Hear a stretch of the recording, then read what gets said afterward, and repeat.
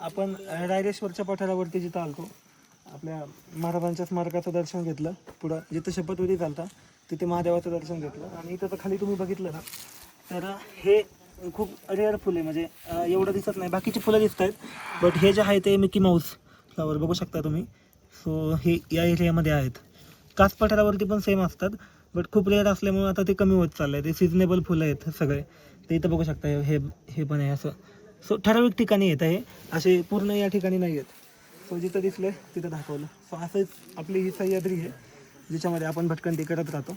पूर्ण लोक आपल्या चॅनलवरती बघा. इकडं जर बघितलं तर हे पण फुलं आहेत बघा. ह्याचं नाव मला आठवण आहे, त्या बोर्डमध्ये रोहितने सांगितलं. रोहित हॉटेल नाही, तेरडा. हां तेरडा आहे, बघू शकता. जांभळा तेरडा म्हणतात त्याला. सो मला पण एवढी इन्फॉर्मेशन नसते, म्हणून मी माहितीच्या माणसाला घेऊन येतो, म्हणजे आपल्याला पण थोडीशी इन्फॉर्मेशन या ठिकाणी पाहायला मिळते. सो तुम्ही पण अशीच भटकंती करत जा आणि या ठिकाणी नवीन नवीन गोष्टी शिकत जा.